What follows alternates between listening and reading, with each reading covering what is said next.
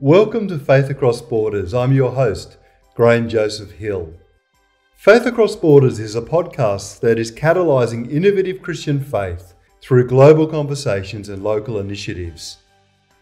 Each week we bring you insightful conversations with experts, leaders and visionaries around the world who bring new perspectives in growing your faith in your spiritual journey. Today's guest is Soong-Chan Rah, who's an award-winning author of such books as Prophetic Lament, The Next Evangelicalism, and Many Colours. For sponsorship inquiries, please email faithacrossborders@gmail.com. Please stay tuned.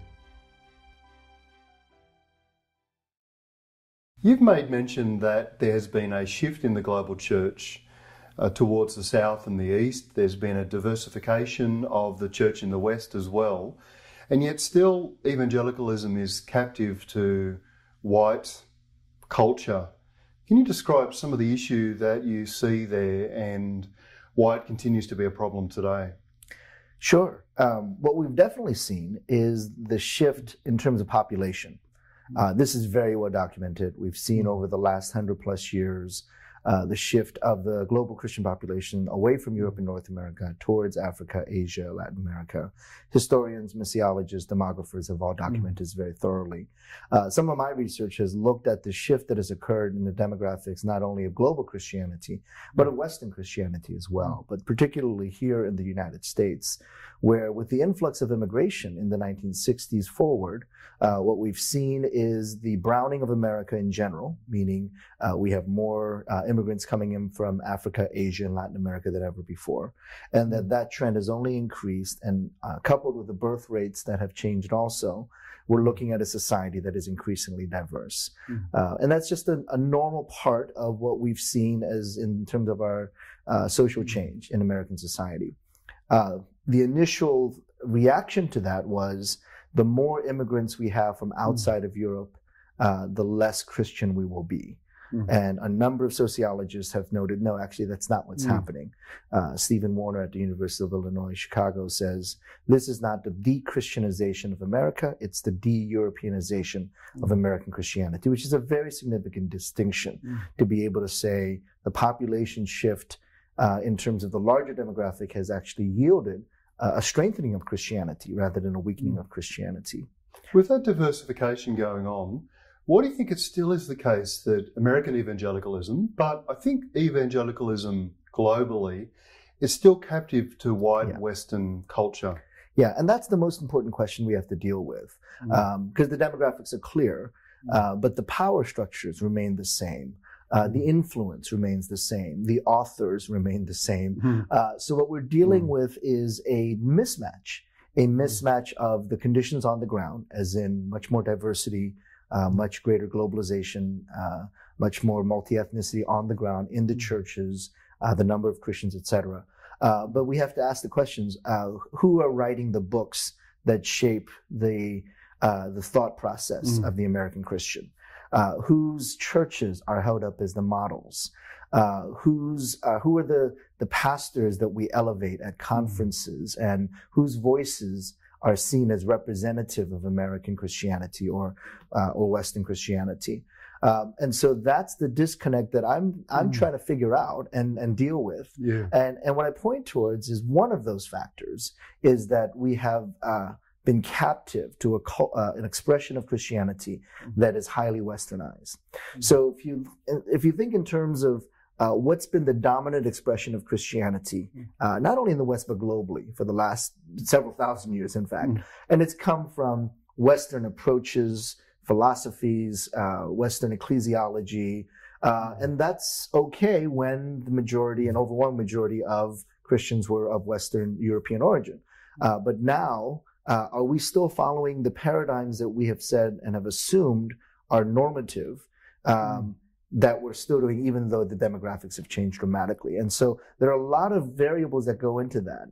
I point out things like individualism, where a hyper-individualistic worldview, which emerges out of the European mindset, has so shaped Christianity as a whole that when societies that think much more in a collective, corporate, social ways of thinking, those ways are usually dismissed as, well, that's not as important as an individualistic personal piety.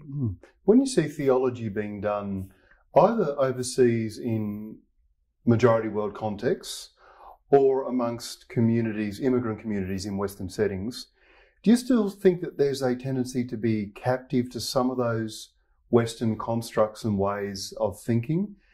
And if so, what are some of the ways that can be deconstructed? Yeah, that's a great question. I think there's a line between relevance and captivity. And what I think has happened over the last few years is that relevance has become captivity, where, of course, it's important to be relevant. As someone who teaches in the area of evangelism, one of the things I teach my students is make sure that your communication is culturally relevant. Make sure that if you're, in terms of language, in terms of cultural symbols, you want to make sure that it is the right way to speak to a particular people group.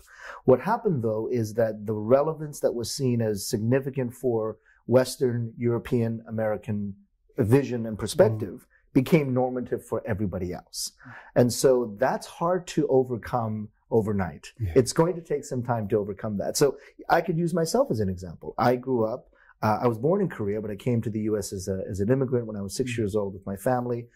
So even though I remember and grew up in an immigrant Korean family and the values and traditions of that Korean family, my education, especially my formal education, was in the American school system. The degrees that I got are from American institutions or U.S.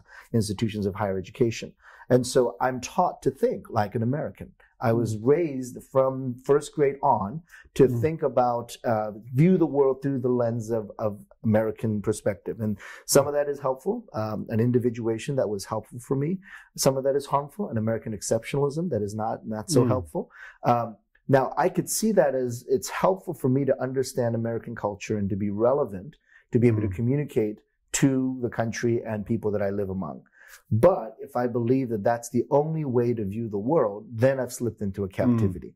So because we've had a dominant demographic for so long, Western, European, North American dominance, we've assumed that what was relevant for that group is the normative for everybody else. And that's where it enters the captivity. How do you see individualism, consumerism, materialism, and also racism at the heart of white Western evangelical Christianity?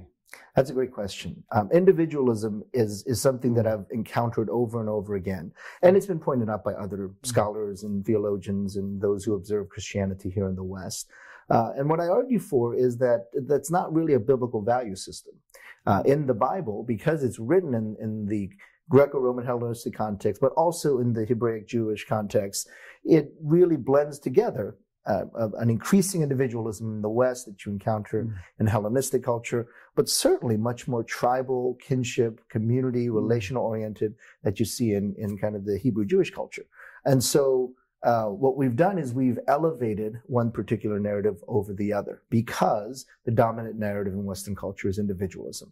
Now, that can be a positive contribution. Like I said earlier, individuation, the ability to differentiate yourself from your family, your history, can be a very positive thing, as in, I do not inherit the sinful tendencies or the fallenness or the negativity of my family background, but that I as an individual can have access to faith. Very important concept. But then if it becomes, now I will live out my faith only as an individual and distinct from community, and my family doesn't matter, and my social networks don't matter, my neighborhood doesn't matter.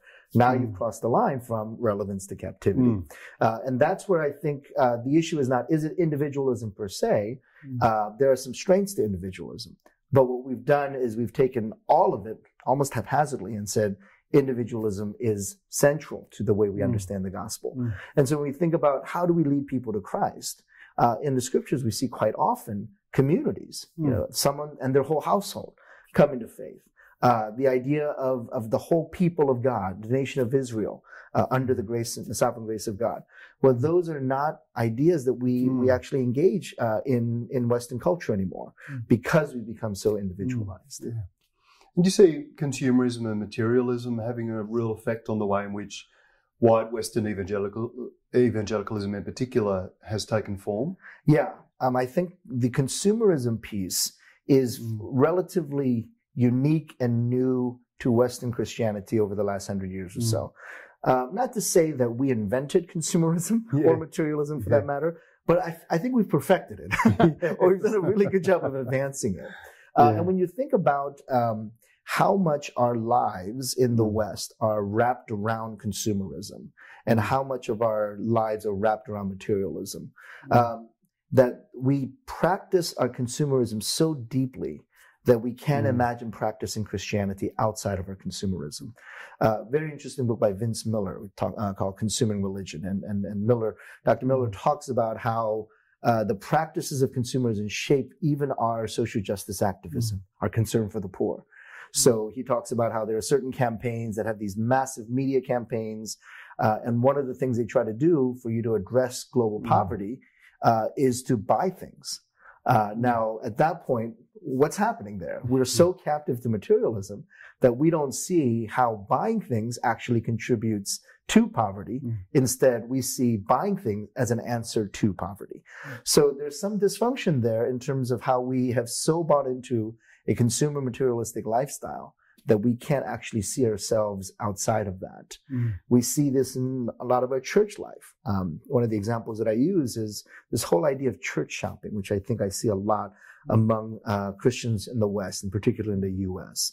Church is another commodity to be shopped for. You do a product analysis of the church. This church has this ingredient, this church does not have this ingredient. And you make a shopping list of what you are looking for in a church. And so if you move into a new city, you make a shopping list. I want this type of worship. I want this type of preaching. I want this size of the church. I want this type of building. I want this type of program. And that's how you consume the church. You buy the church that you want. And that just strikes so against the heart of the gospel, where we're not buying a product and we're not listing the ingredients in a product. We're becoming part of a community. We're becoming part of the life of the body of Christ.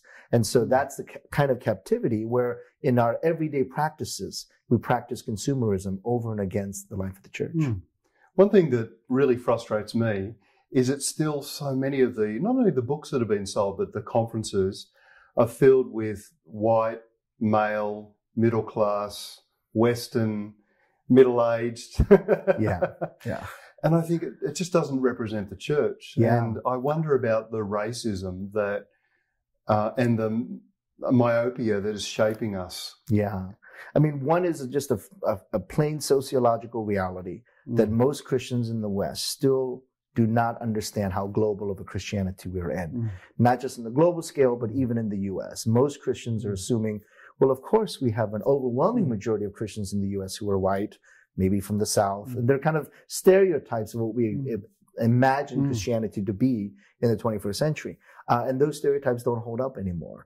And so part of that, I think, is a racialized view of the world that sees Christian identity wrapped up with a particular racial group. Western, upper middle class, white, living in a suburb of a major U.S. city, education level, etc. And we've not challenged those notions enough. And that's what we need to start challenging these notions of. And so I talk about conferences because conferences shape what pastors hear. And then in turn, it gets formed into what gets communicated into the local church context. So let's say there's a conference on effective pastoral ministry. And I've seen these conferences. I've kept track of these conferences. They have 40 speakers, 39 speakers are white males in their 40s or 50s, 30s, 40s, and 50s. So what you've done is you've told the pastors, 3,000 pastors that are at this conference, these are the models. This is the height of effective ministry, these 40 people, and 39 of them happen to be white males. So what you've communicated, even without saying it explicitly, is the superiority of one people group over and against the superiority of another people group. And that's the dilemma that I think many churches are grappling with, because they're seeing models of ministry that favor one people group over another, to say, this person represents what Christianity is about in the U.S. And that person is almost always a white male, upper middle class in a Midwestern or Southern suburb. So what does that form in our imagination, in our understanding of the world, our worldview, and how does that get translated into our churches as well? How is racism the original sin of American evangelicalism, and what are some other ways in which you see it surfacing in other forms of Western Christianity? Yeah, I think the idea of racism as sin needs to be more fully developed, and some of my writing is trying to explore that a little bit more. We've oftentimes seen racism through the lens of a sociological problem, because most assume, and somewhat correctly, that race is of sociological origin, not necessarily of biological origin, that it was a construct by society to make distinction between peoples. That may be true, but it was coming out of the theological imagination that created that social construct. So those are some of the factors that need to be understood more deeply to appreciate there is a sociology at work, but there's a theology behind that sociology. And that's why I point to something like, well, the original sin of American society is the sin of racism. Because what we've done is we have built a nation on the economics of white supremacy. Because the economics are, we can use Native American land because we hold a superior position over the Native Americans. We're a better civilization. We're a better people. We're more Christian. Our expression of Christianity and religion is better than those Native Americans. And so that superiority allows the colonists to say, we can do away with the Native Americans on this continent. And then to say, well, we're also superior than the African bodies that are found on the continent of Africa. And we're more in the image of God. They're less in the image of God. So we can take African lives and bring it across the Atlantic Ocean and use them as slave labor. So that's what I mean by the original sin. So that's a social historical reality for American society as a whole, but maybe more problematically, it comes out of a theological imagination that is dysfunctional. It comes out of a theological assumption that Europeans are more fully endowed with the image of God, and Native Americans and Africans are not as fully endowed with the image of God, which gives a emotional, spiritual, physical superiority to the Europeans, and now to use Black lives as well as Native lives and Native lands in whatever manner you choose. How do you see white Western captivity being expressed in the church growth and megachurch forms of church? Yeah, the church growth movement that kind of starts in the 1970s forward. Now you have different variations of it, but the main expression of it that we've seen over the last 50 years was an attempt by missionaries to understand growth of the church in an overseas context, in a non-Western context. But when it came to the U.S. And was picked up by American pastors, it really was seen as a methodology rather than a potential missiology. And so a missiology that could be rooted in academic theological studies became more of a practical method, and the end goal became the growth of the church rather than the growth of the kingdom. So what you end up there is a value system that is, I would argue, largely driven by American society rather than driven by the scriptures. And that to me is one of the most important definitions of captivity, where a church is driven by the cultural values and culturally captive to those values than the values of scripture. So when we look at some of the end goals of the church growth movement, it's growth. Now, am I opposed to growth? No, but I want to specify healthy growth versus dysfunctional growth. If growth is an end in and of itself, then now you've entered into, you measure the success of the church by very secular social values rather than biblical values. So how will we be judged as a church? Well, I look at Matthew 25 as a much better indication of how Christ will judge his church. And it's not based upon how many members do you have in your church, how large is your building, how nice are your parking lots? How clean are your bathrooms? That's not what Matthew 25 talks about. It says, actually, whatever you've done to the very least of my brothers and sisters, you've done unto me. And so that to me would be the contrast of a culturally captive movement that says it's all about the numbers. It's about the nice buildings. It's about what we can do to show off our Christian in enterprise and our institutions versus what have we done for the very least of our brothers and sisters? I guess the homogeneous unit principle is one of the most obvious expressions of that captivity as well. Yeah, the homogeneous unit principle is originally thought through by missionaries. You can understand how they're trying to experience evangelism not on an individual but in a collective, to say, okay, let's reach this people group with the gospel of Jesus Christ. And in parts of the world where there's isolation of certain people groups, that completely makes sense. But in the U.S. context, where there is a wider range of people groups and a intersection and a connection within people groups in American society, it doesn't make as much sense. And so the homogeneous unit principle in the U.S. has meant, well, we work together, we go to school together, we might even live in the same neighborhoods, but we're going to go to church separately because we feel more comfortable with people that are like us. And at that moment, the value of comfort, and tied into that is the value of materialism, has trumped the value of Revelation chapter 7, verse 9. It's trumped the value of Genesis, which talks about all of humanity made in the image of God. Trumps the value of Micah chapter 4, which shows a reconciliation of all people in the mountain of Yahweh.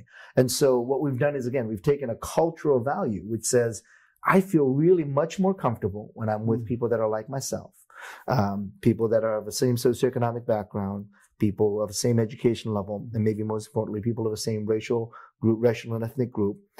Therefore, I'm going to build my churches along that principle of comfort, safety, agreeability with people that are like myself, and ignore what the kingdom of God really points towards, which is a unity that comes out of a tremendous diversity in the kingdom of God.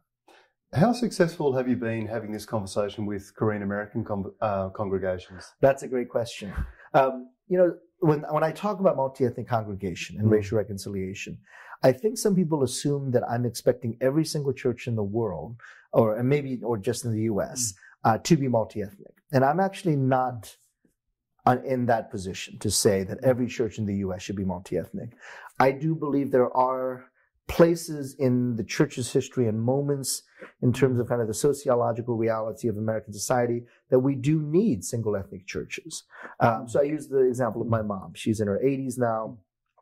She has lived in the U.S. for several decades, but her English is still not good. She's retired now, but for many years she was working long hours in an inner city neighborhood, working at a carryout. So 6 days out of the week, she was using a language and engaged in a culture that was clearly not her own. She's clearly much more comfortable in Korean. Her English is broken. Her cultural value systems are much more Korean than they are American. And so 6 days a week, she lives in a place of constant discomfort. That one day out of the week, that Sunday, was the one opportunity for her to hear a sermon in her heart language, to not have to worry about cultural variables and all of that, because she's constantly worried about that 6 days a week. But that seventh day at church is where she can be accepted. In many Korean churches, you have folks who are marginalized from society. And this is true very much of all immigrants, but immigrants always experience some kind of drop in social status, where because of language, culture, they were middle class in Korea. They come to the U.S., they're servant class, or they're not working in management, they're not working in service industry or janitorial or whatever job they can take. And so that social status might need to be recovered in the context of the church, where they're not the janitor, they're not the food service person, they're a deacon, they're an elder. And that's a pretty important part of restoring of that dignity for that immigrant. And so when I look at my mom to say, okay, 6 days a week, she struggles in a foreign language. She lives in a foreign culture. That seventh day, do I take that away from her? As a son, I say, no, I want her to have that place where she feels affirmed in the way God has made her. Whereas the other 6 days a week, she's not being affirmed in the way that God has made her. So I want to affirm the importance of ethnic immigrant churches and those communities. Another example would be the African American church, where 6 days out of the week, they are the marginalized group. They're the ones that are on the outskirts of society. They're the ones who have to constantly adjust to the majority culture. and the church becomes the haven for that. My struggle is more with those who are not on the margins of American society, who are actually at the forefront, who see their identity affirmed and represented in politics, in the media, in education, and then to still want to be with others where constantly throughout the week their power is being exhibited.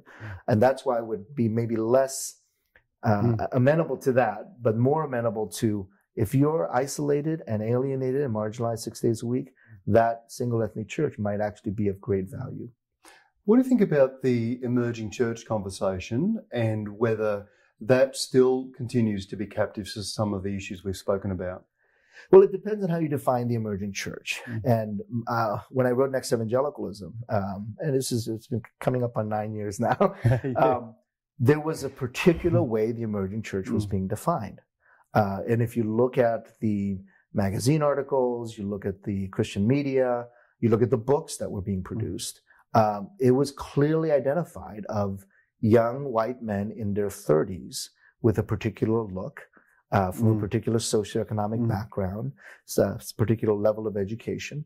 And it was completely not indicative, certainly not of global Christianity.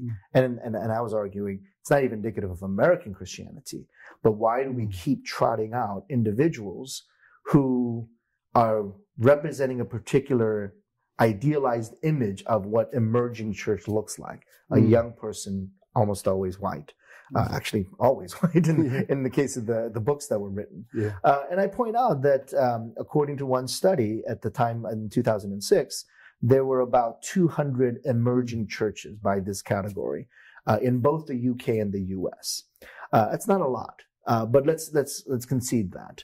And let's concede that a good percentage of that were U.S. churches. So about 150 U.S. churches that are considered emerging churches.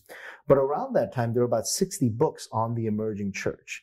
So for a movement that was approximately 150 churches, 60 books were being written about that movement. And that's where it was disproportional to say, okay, wait, really? 150 churches needs 60 books to represent it? Whereas at that time, there were probably about 6,500 Korean churches.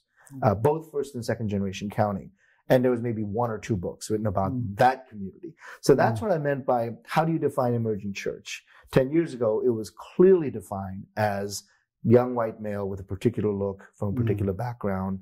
And that was the way evangelicals saw the emerging church. Every conference that I went to, every book that I read was pointing towards the emerging church in those terms. What I'm arguing for the last 10 years has been, we have to take a look at what's happening in Africa. We have to take a look at what's happening in Asia.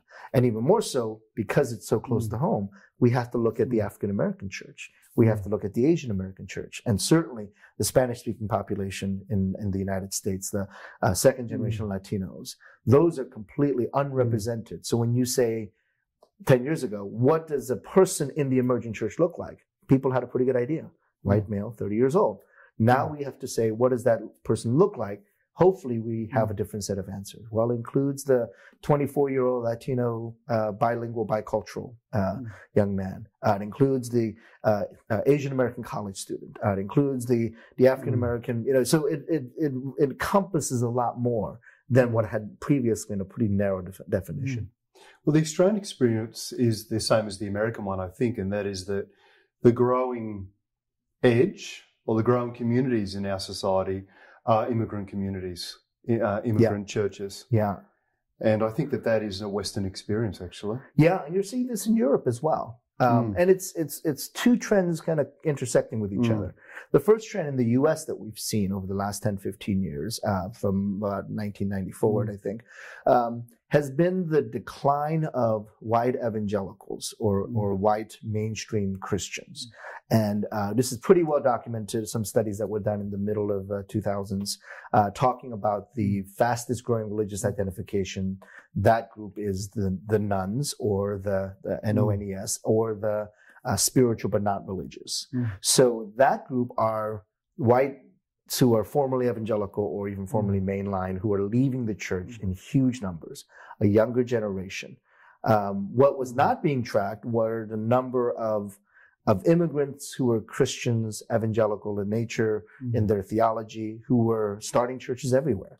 Spanish-speaking storefront churches, kind of a new wave of hip-hop churches, a number of Pan-Asian and multi-ethnic Asian churches. These churches were off of everybody's radar.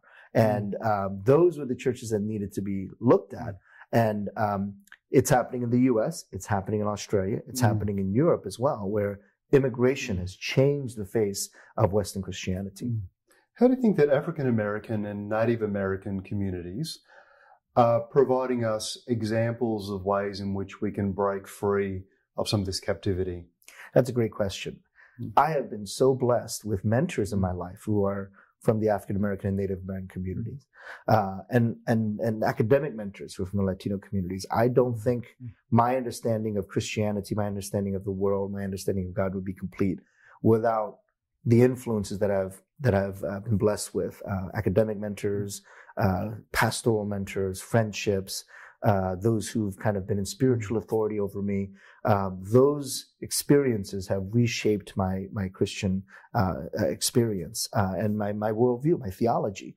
One of the most important ways that it shapes me is that a Western Christianity, and I would argue particularly in the U.S., has a very strong triumphalistic narrative to it. We're going to go out and conquer the world type of narrative. Now, it sort of worked in terms of raising up missionaries in the 19th and 20th century. We're going to go out and conquer the world. We're going to go out and save the world.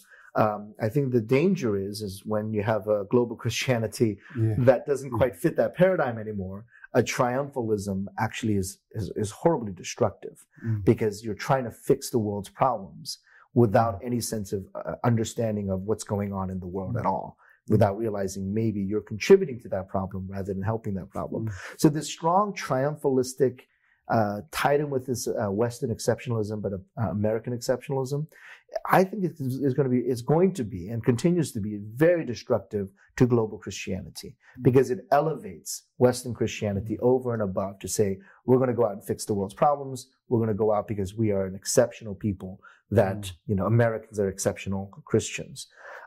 What the Native American, African American, and Asian narrative does, it brings a prophetic critique to that, to say, well, what is so triumphalistic about the American narrative when in our history we have the genocide of a people? So if that's what triumphalism does, then is that really the path we want to take? If that's what exceptionalism does, leads to the enslavement of an entire community, then why do we want to go down that path again? So triumphalism and exceptionalism is not new. It's been a part of the American Christian narrative. And now we're just saying, okay, we're going to go out and save global poverty. We're going to save human trafficking. We're going to fix everybody else's problems. But that was the same attitude that caused the problems in the first place. And hearing the narratives from the Native American, African American communities really helps to reshape those assumptions about American Christianity. The other factor for me that's very critical is something that I've been reflecting on is the absence of lament in American society, Western society as a whole, that in the scriptures we have lament everywhere. 40% of the Psalms are lament. Jesus laments. You see David lamenting. The laments, the engagement with the very real suffering is just a very common, important theme motif in the scriptures. But if you look at American churches, worship, preaching, I just finished a commentary on Lamentations, and I usually ask if I'm speaking to an audience, how many of you have ever heard a sermon series on Lamentations? And it's about 2% have ever heard a sermon series on Lamentations. So we avoid some of these themes in our churches. And what engaging the stories of the groups that have been the most marginalized in society do is it brings back the biblical themes that we've avoided. We've avoided the story of the Native American community. We've brushed aside the sufferings of the African American communities. What hearing those stories do is it restores the discipline and practice of lament, which because we've had the absence of lament, we've had a half a theology. We've had, especially in our theology of worship, we only get half the story because we get the praise, but we don't get the lament. You've offered a threefold action plan as well of confession, submission, and diversification. Do you want to describe something of what that action plan looks like? Well, confession is critical, I think, especially as Christians, to be able to say, when we are confronted with the reality of sin, part of the Christian faith is to acknowledge that sin and to confess that sin and to trust in the Lord to be able to deal with that sin on our behalf. But it really must begin with that confession. And I think what we've done is we've put the onus on the victims rather than the perpetrators. And so I often hear, well, people still should forgive even if they're not asked forgiveness. To me, that's not the issue. The issue is, well, that still doesn't absolve the perpetrator. And you're again re-victimizing the victim to say, well, it's your responsibility to forgive. Well, actually, we still need to go back to the perpetrators and the history of that. And so confession, the multiple levels of that confession is that we begin with acknowledging the truth. We are revealing the truth of our human fallenness and sinfulness. And if we were to think on an individual level, we would always say, yeah, that's where you begin. When you talk about leading someone to Christ, you begin with confession of sin. You begin with the reality of human sinfulness. So why are we not doing that when we talk about the church? Why are we not doing that when we're talking about society or communities or neighborhoods? That we need to deal with the historical reality of sin and to confess that in the same way we would ask an individual to do that, to be led to Christ. Why would we not do that for the church? So confession, I think, is a practice, and that ties into the absence of lament, is a practice that we've lost in the church. And then submission as well. Submission is important because when we have imbalanced power dynamics, submission upends that. So for extended periods in human history, we've had the dominance, whether by theological force or by military power or by political suasion or educational authority. We've had the dominance of Western culture. It's hard to deny that for several centuries now.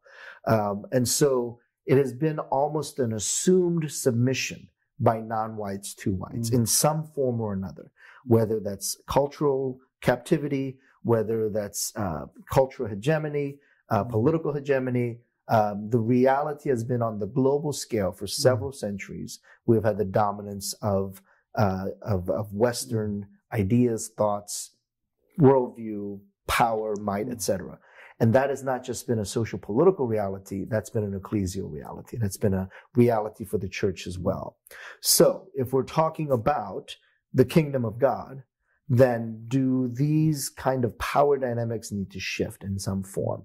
And it's not so much to say, okay, let's take all the power from one person, give it to the other person, because we're all fallen human beings. So all of us have the capacity to abuse power.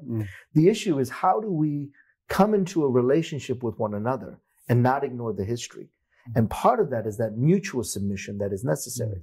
Now, if there's mutual submission and one side has always had authority over the other, power over the other, then part of that mutual submission is learning for the person in power to appreciate and understand and yield in submission to another.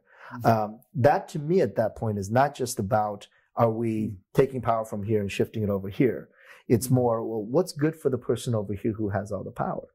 Part of that is, I need to understand Christ in the act of submission, because I only understand Christ in the act of having authority over.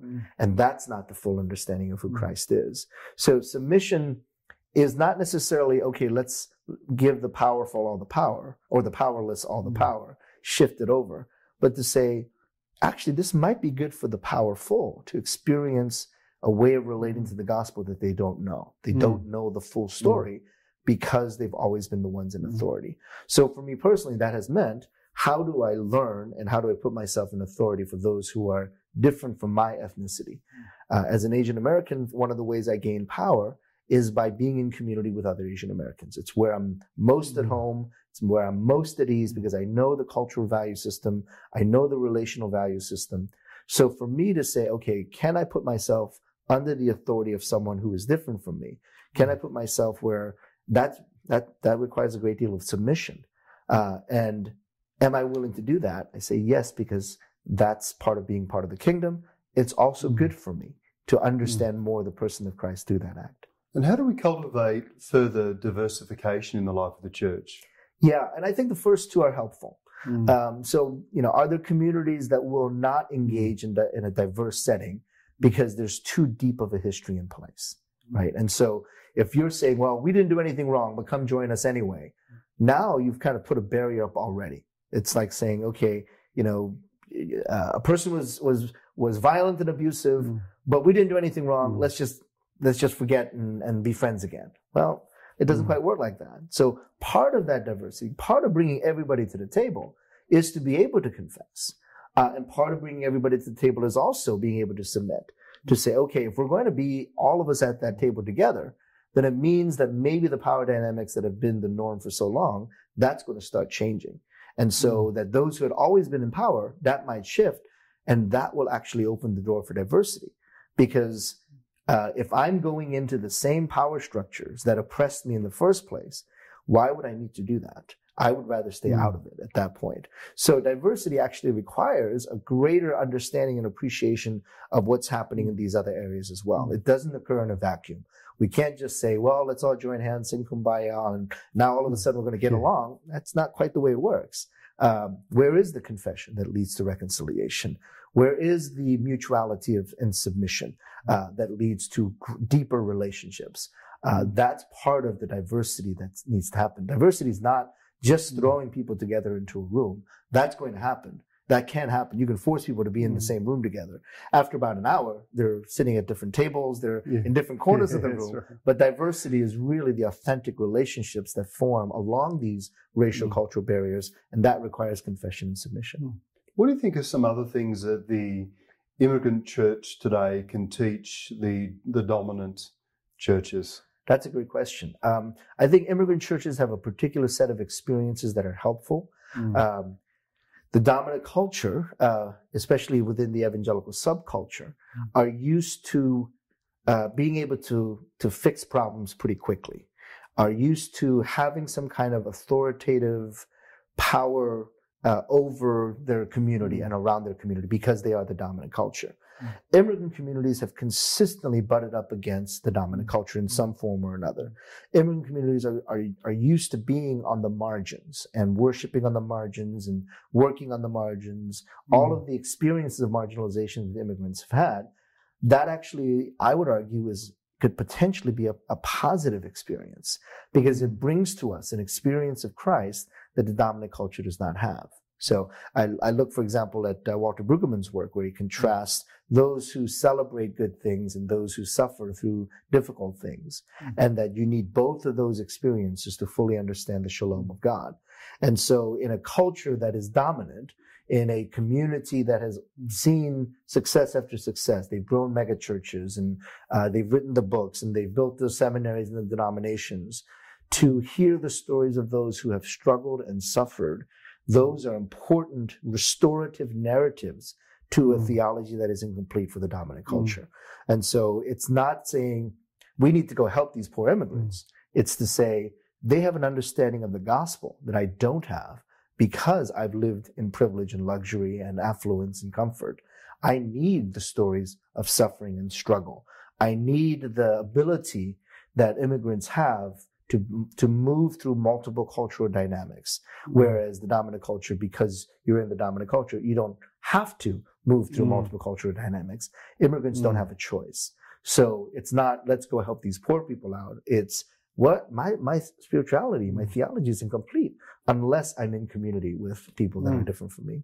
As an Australian who's a guest in the United States, one thing I do notice is how hyphenated identities are here. Yeah. It seems like a very American thing. Are hyphenated identities a good thing, or are there some difficulties associated with them? What's your sense about all of that? Yeah, the hyphenated identity is interesting if you look at it from a sociological phenomenon. And some of that is the narrative of the United States. It's a different narrative. It's a narrative that says, supposedly throughout our entire history, we've wanted to embrace the newcomer. Right. And you had to do that because the Anglos that first populated after the natives, after the native population here were the Anglos, and they were the strangers.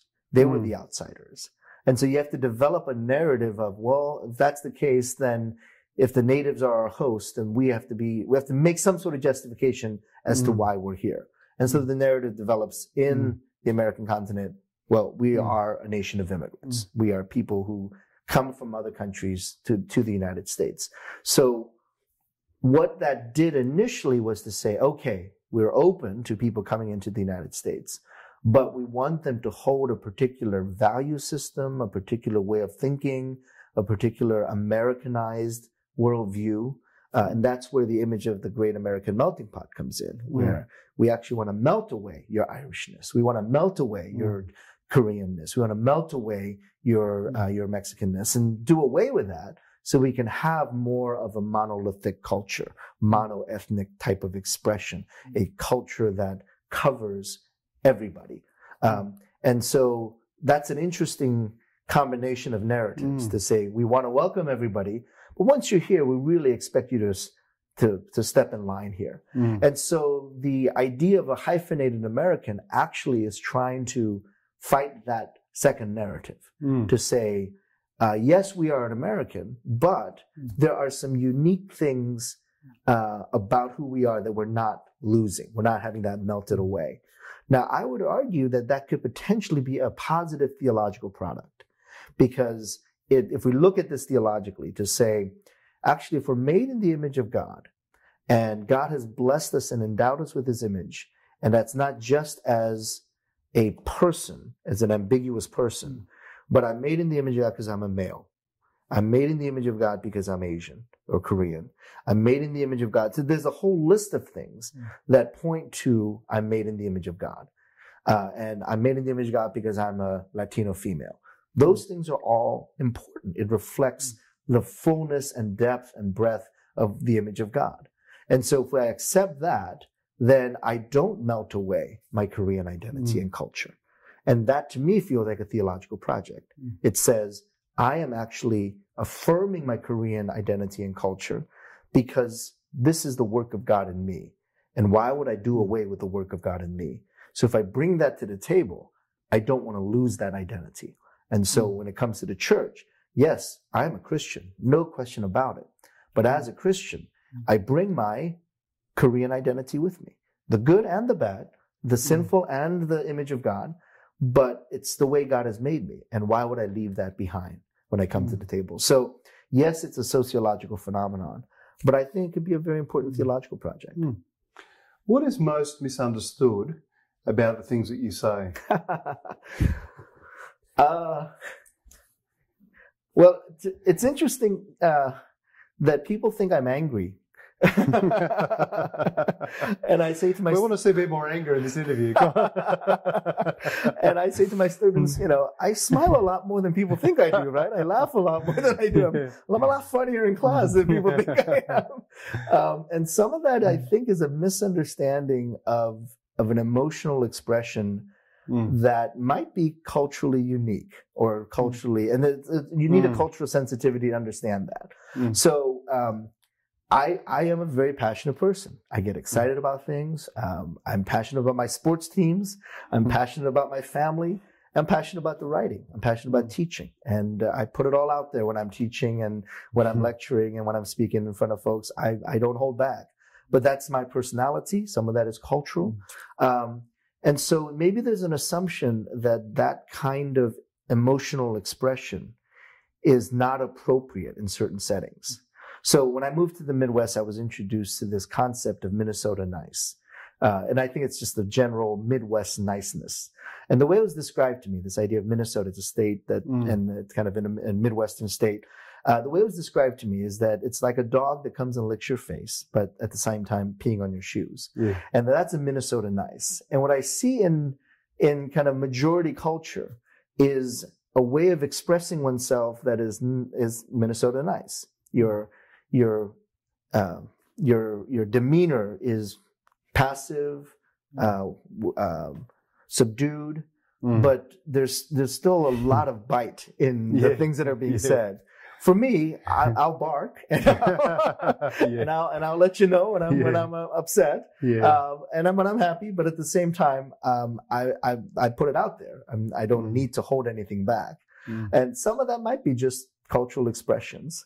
And I think sometimes we project our cultural values on another. And so, when people say, why are you so angry? And in one case, I spoke at a church and someone came up and brushed my shoulder like that to say, I'm knocking the chip off your shoulder. It's like, wow, that's interesting that you thought I was angry when half the time I was joking about the Boston Red Sox beating the New York Yankees. And that was part of my illustration of what it means to be reconciled.